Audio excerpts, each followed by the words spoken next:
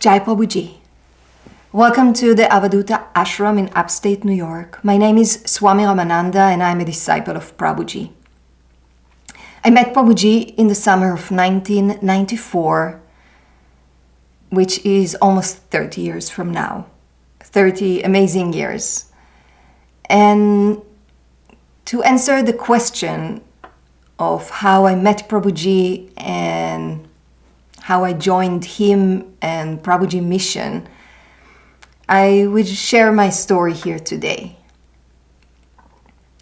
But before sharing the meeting, the inspiring and significant meeting of me with Prabhuji, I would like to share a little bit of my past, which will give a significant background of what made me join and what I was seeking for. And even that I don't like so much to talk about myself, I will still do it in order to give a wider picture.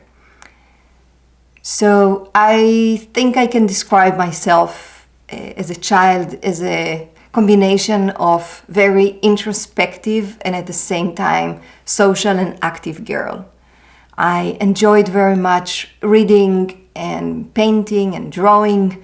I was never bored. I enjoyed being with myself. And at the same time, I was very active, always volunteering, always joining different activities like music and martial arts and art classes. I was always very busy, always occupied in many things that I had interest in, and I enjoyed being with friends, but I was also enjoying very much being with myself. I was very fortunate that at the age of 5 or 6, I was introduced to transcendental meditation. I received the mantra and did enjoy this time of sitting in closed eyes, being with myself and enjoying the peace and the silence that I found within. I think that more than anything else, it gave me a clear understanding, a clear realization that what I'm seeking for is found within me. Like even that the transcendental meditation itself couldn't give me answers to the fundamental questions that I had about life and the soul and the goal of my life. Still, it did give me a direction that was always very clear to me, that everything that I'm seeking for is found within. And I never was after drugs or alcohol. I never tried any of those things. Like I was never intoxicated, because I knew that the happiness is within me. But I did feel, and it was like it became stronger and stronger through the years of the influence of society over me, that I did feel that in a way I'm locked inside walls that I myself created, or that I'm the walls of myself. I remember having very colorful and beautiful dreams at night about flying. And when I woke up, I was still very impacted by the dreams. And I wanted to be able to fly and to let go, but I couldn't. And I remember myself writing poems about a bird within me that wants to fly and get hit by the walls of myself. And I thought, I always wanted to live life differently. I couldn't imagine myself living on the regular trail of most people. I remember myself visualizing the lives of most people just in squares, sitting in a square, living in a square. And I always felt I want something different. I want to influence, I want to make this world a better place. And as a teenager, I thought that being an activist will make an impact, that if I go to demonstrations for peace, and this will make the world a better place. But I remember myself, I think I was about 17 at that time, standing in a demonstration. Me and friends of mine were all wearing black, and on the other side were women wearing white. And I looked at myself, then I looked at them, and I said, no, that's not the way. It seems like we're only creating more tension, more violence, more fracture in society instead of uniting, instead of finding a bridge, instead of bringing real peace from within out. And at a certain point I felt like, no, that's not the way. Like, I do want to make the world a better place, but I should in a way start from myself. I was exposed also at that time to spiritual literature. I was reading non-stop all the books of Hermann Hesse, Siddhartha. I don't know how many times I was reading this book, and very inspired by the story of Siddhartha and the search for the divine within. And I remember reading Richard Bach, The Seagull, and other books of him, and dreaming about like flying like Jonathan Livingstone and living this life in much more profound and intense way. But I didn't know where to search for it, even that I knew that the direction is within. And like many young people in my age, I was asking myself, okay, how I want to design my life, what I want to do in my life. And I need to study something, I need to gain a certain profession, like, okay, where I'm going to find or direct my life to. And I remember myself like really feeling torn between different things, and feeling in a torment of ideas and thoughts, and a quest of my direction in life. And I remember I was brought to a meeting with an old lady, and she was doing like different imaginary activities and different things. Like, it was considered to be like a spiritual guidance. I didn't really know what it is, and she invited me to a very intimate forum, which was very rare to be invited to it, but somehow I felt, no, I don't belong there. This is not my place, I shouldn't go. And then I thought to myself, like, I was working with some children with challenges and enjoyed very much like teaching them and working with them. And I said, okay, I love people, I love art. Let's do art therapy. So I was accepted to a university in a different city. And I said, okay, that's what I will do in life. I would learn art therapy. I went to look for an apartment to rent in this city. And somehow the divine arranged that I approached an agent to look at an apartment, and he took me in his car, and as I opened the door out of the car to the street where the apartment was, the first thing that I saw was an ad of yoga classes. There was a picture of a man with a long hair and a long beard with a very powerful expression. I didn't know what it is, but I said, okay, I want to live here because I want to learn yoga from this person. It's not by chance that I'm going to see an apartment which is on a street of a yoga studio. Yeah, I saw that it's just very close by, like the house that I was seeing was number 23, and the yoga studio was 32A. So it was really just 2 minutes away. And that's what actually made me decide to take this place. And it took me a little bit of time to move and to bring all my things and arrange the apartment. And I was all the time like waiting for the moment to go to my first yoga class. And I needed to search for a job. Like it was still almost 2 months before the first semester was about to start. And I had to get ready. And then one day I met him. I met him in the Delhi.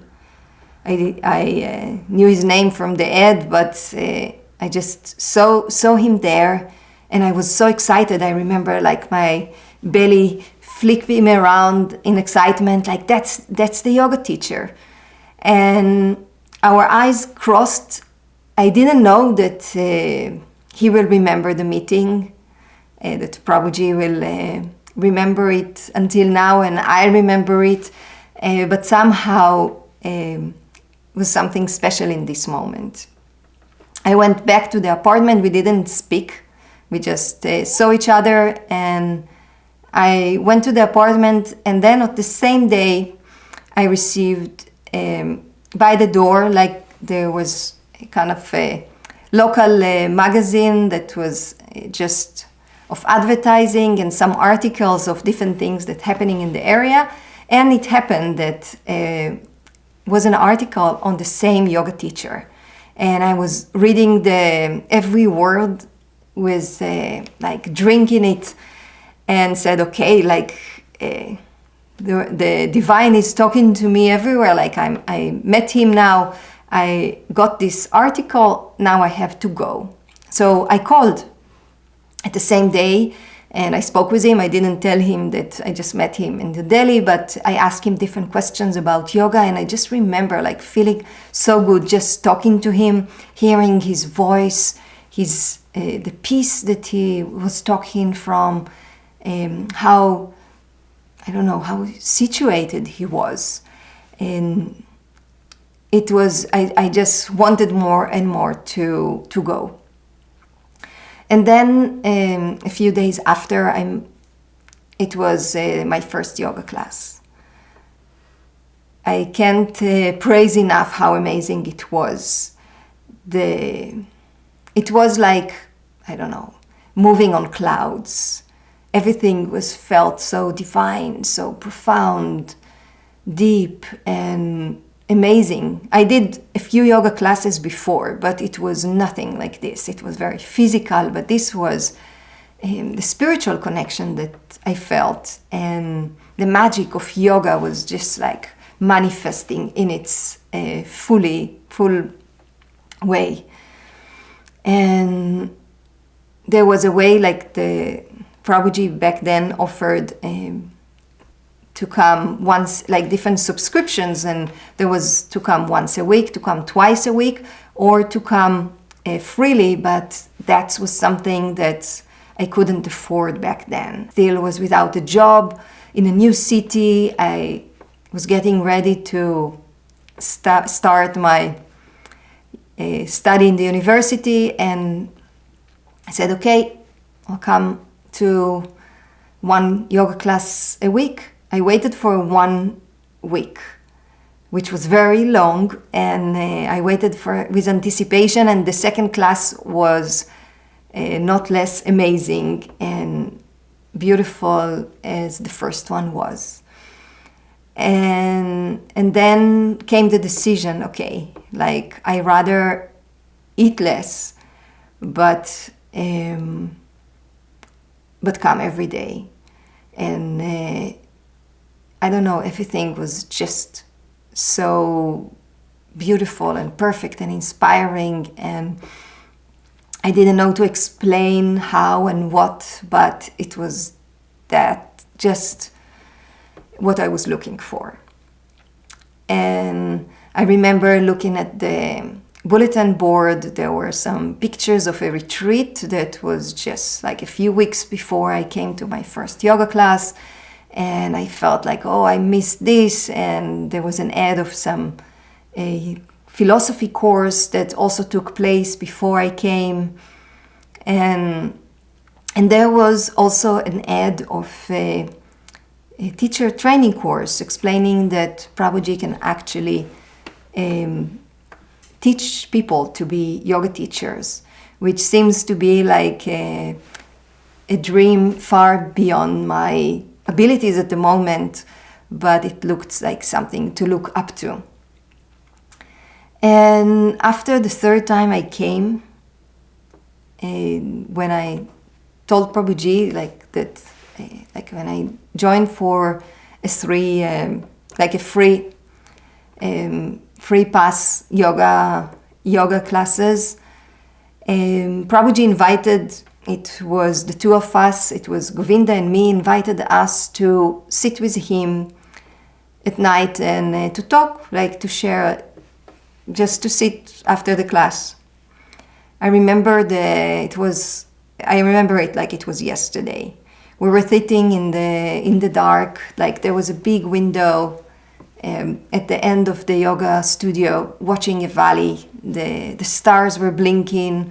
The lights from the other buildings around were like shining, and we were sitting with very little light, sitting on the floor on the pillows around the table with some cups of tea. And then Prabhuji shared with us his vision, his dream. He was telling us that this is just the beginning, this yoga studio, but that there is going to be an organization, an ashram, and that will be in the future an ashram in New York State, and that more people will join and will live and practice spiritual life and become yoga teachers and teach yoga to others. And it was so strange because Prabhuji was renting an apartment as a yoga studio. It wasn't even his own property, but and he was by himself teaching yoga in this place. But still, when he was sharing with us his plans or his vision of what will be, it was clear that all this is going to happen. There was no doubt at all. And everything was full of magic and like some kind of infused with divine power. I don't know, there was something amazingly attractive with the plans. And then Prabhuji shared with us, told us about his experience as a child, and how he is searching for this experience to come back. And it was just amazingly beautiful and fascinating. But at that moment, there was no organization, there was no one except Prabhuji, and it's not that he told us, come join me, do it with me. He just shared with us his plans without directing us in any way to make any decision. Sometime after that, I decided to be a disciple. I didn't know much about what it is. There were a few people that were practicing yoga and were a little bit closer to Prabhuji, that were volunteering, cleaning a little here and there. And I also was already washing the dishes, offering tea to people, and started to feel a feeling of home in the place. And I took another step and asked to be a disciple. And I received back then the name Yamuna and the mantra Hari Om. And it felt like just another step on my spiritual path.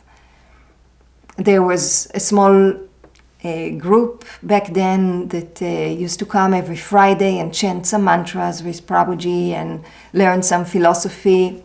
And I found myself coming there every Friday.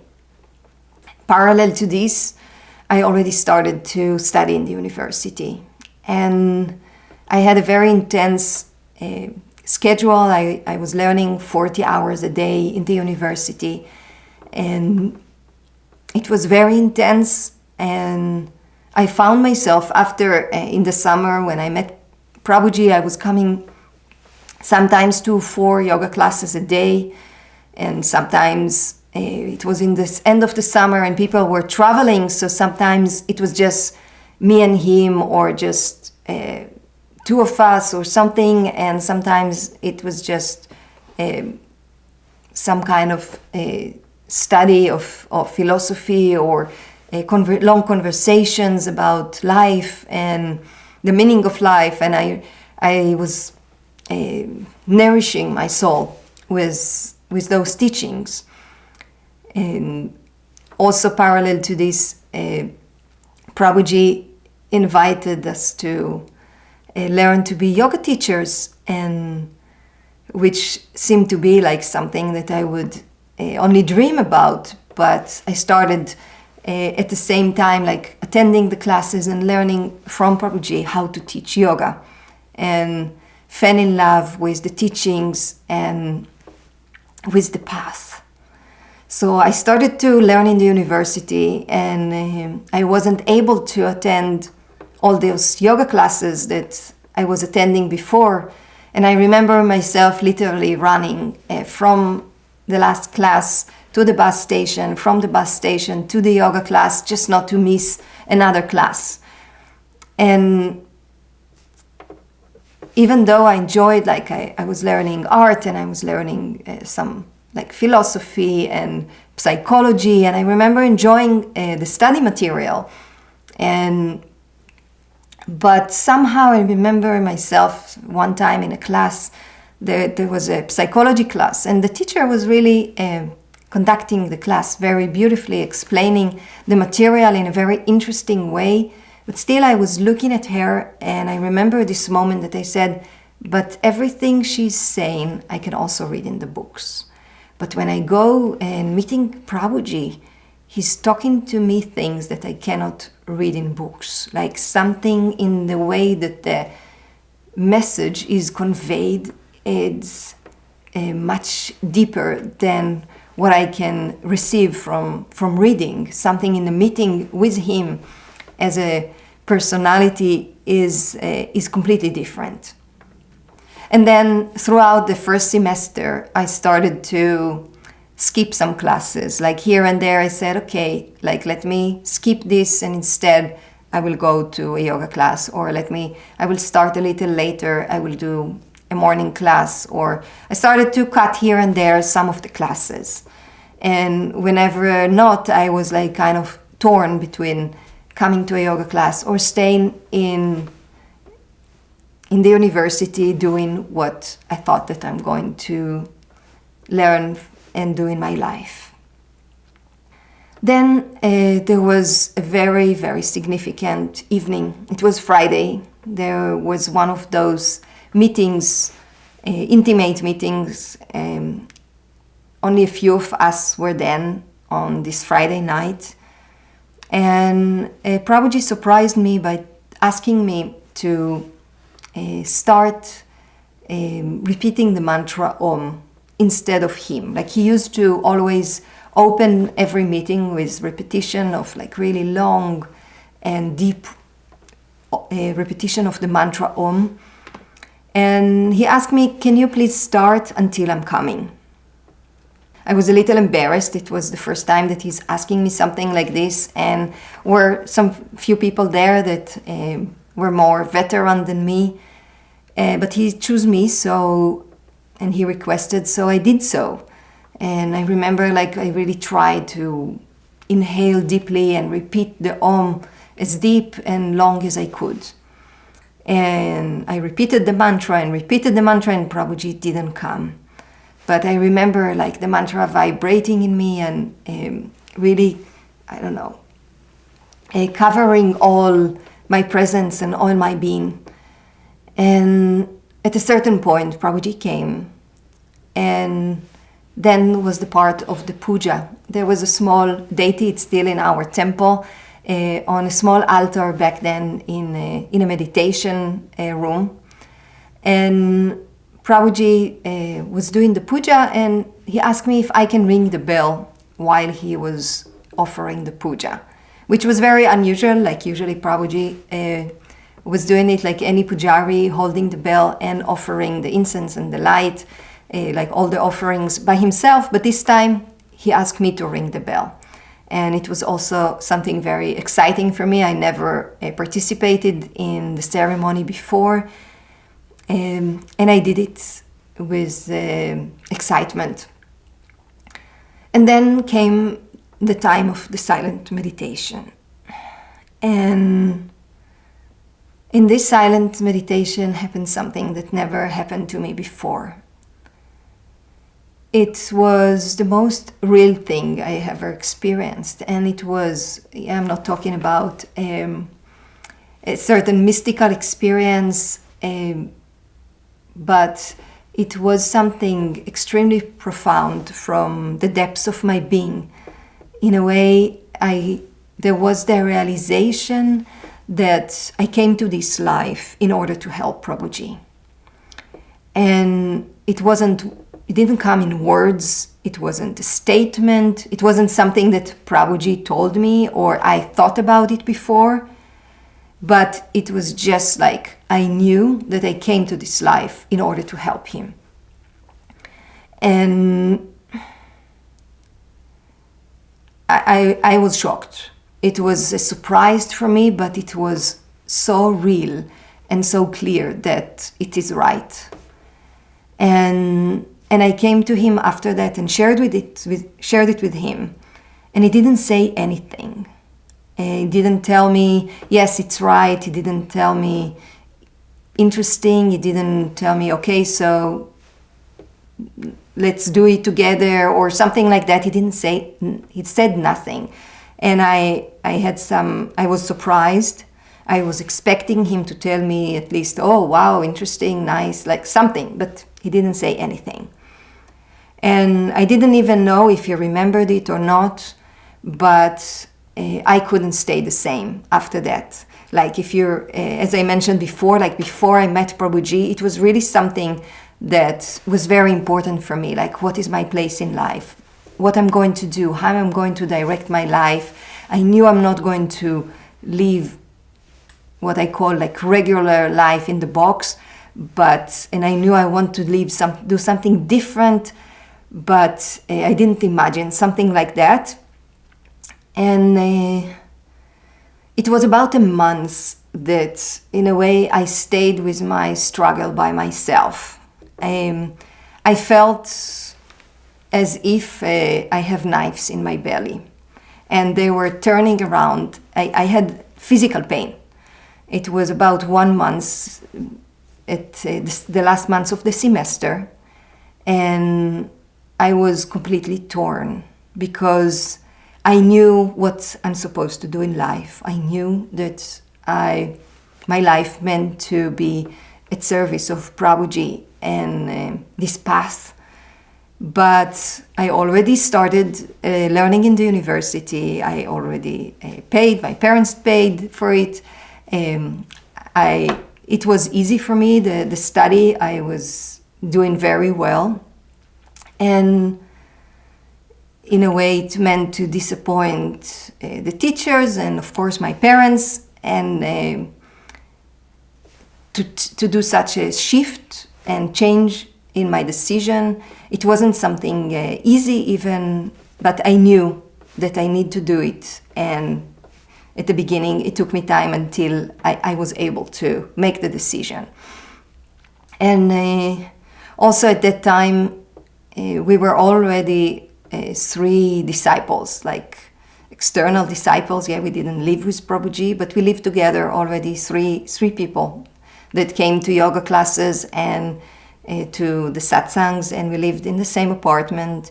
And we actually also made in our small apartment a meditation room, following the guidance of Prabhuji that said that in every house should be a place for meditation, for spiritual practice, for the divine. And we made our own meditation room. And we all felt like young and inspired by Prabhuji's teachings. And then came the last day of the semester. And somehow on that morning, I decided. I said, okay, that's it. I'm not going to continue. I'm going to join Prabhuji and do my life mission, helping him and supporting him as a disciple. That's what I meant to do in life, and I cannot resist it anymore. I called him and told him, and then he told me, it was like a complete surprise for me. He said, oh, it just happened that a few minutes ago, called me from a rehabilitation center. Like Prabhuji was working there, then in a rehabilitation center as a yoga teacher. He was teaching yoga and meditation and talking about the philosophy of yoga to different people that were in those programs, trying to give them a deeper meaning in life and help them to go out of the addictions that they had. And he told me, oh, they just called today that they actually need someone to work there and do what I do and join this team. Do you want to join? And I said, of course. Like, I love working with people, and I know I'm not going back to the university. I only want to help you with whatever you do. So I went to the last day of the semester. I told the teachers and my friends that I'm not going to continue. Everybody were very surprised.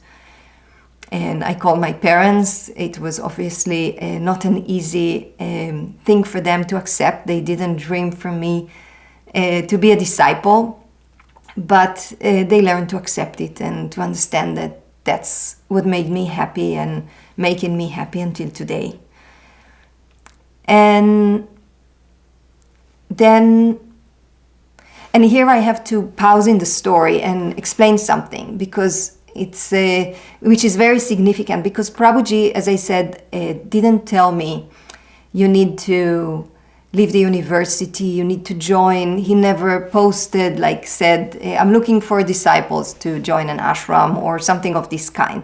It was something very organic that happened around him. And Prabhuji always explained this difference between something organic and something mechanic. Something organic, as he said, is something that comes as a flower that flourishes from inside out, like a baby that is born, or like a flower that comes from the seed, develop a flower, and then it blooms. And something mechanic is something that is built from the outside in, like a camera, like a watch, like a microphone. Different parts, different material, different things that coming together and making something new. But the way that this beautiful mission started was very organic, like something, I went through a certain process, Govinda went through his own process, Prabhuji, of course, was just going through his process in life and his search, and then we just kind of came together, and it was the most natural thing to happen, to flourish in our hearts and to make something, to give birth to something new, which became later, like officially, Prabhuji mission, but started as, in a way, a love story of different disciples with the Guru and the path. And Prabhuji was still a spiritual seeker at that time, like he's always a spiritual seeker, but he never told us, like, yeah, I am experiencing enlightenment. He was actually sharing that he had this profound experience when he was 7 or 8 years old, and that he's searching for it for almost 30 years. And just the intensity of his search, his sincerity, his depths were so attractive that it made me and others later to join this path and to become disciples.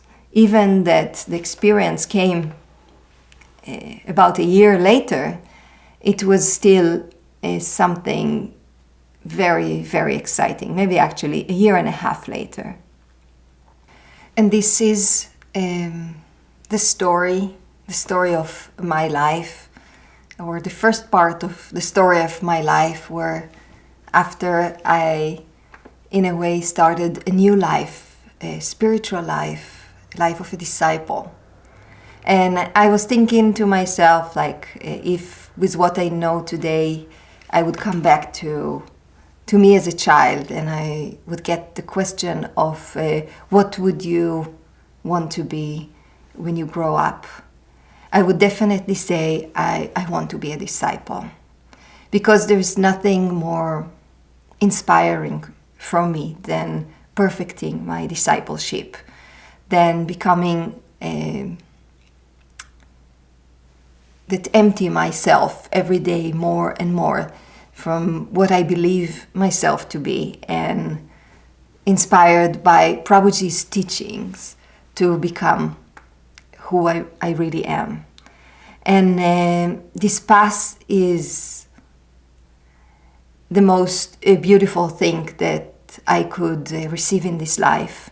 I'm feeling extremely grateful for the opportunity that the Divine gave me of being a disciple of someone like Prabhuji. And I wish that I will be able to fulfill this strong and impactful realization that I had in the first steps on the path for me, that I came to this life in order to serve Prabhuji. And in a way, the biggest service that us, the disciples, can give to the Master is ourselves to be able to be an instrument of the Divine in the same way that the Master is. We're coming with so many preconceived ideas and concepts and beliefs. And in order to really be a disciple, we need to be able to empty ourselves from all this. And as Prabhuji gave this beautiful example of Krishna and his flute, like the flute was the most fortunate on earth because he was at the lips of Krishna, but he was there because he was able to be empty. And that's what my aspiration as a disciple are, to perfect my discipleship, to be able to be empty in order for my spiritual master Prabhuji and the Divine to play the best melodies through me. And I feel that there was nothing better that I could do in life than walking on this path, because this path is made by walking on it. It's not that there is a certain goal or a certain destination that I should reach and then rest, but the development in spiritual life, and this is one of Prabhuji's first teachings to us as disciples, that to be advanced on the path is not that there are ladders that we should someone is on a higher step of this ladder and someone on a lower one, so whoever is on a higher one is more advanced. But advancement means that we are in constant movement. And this is my aspiration in life, to be in constant movement on this path, to deepen and deepen my understanding and my realization, and that what I know will become what I am.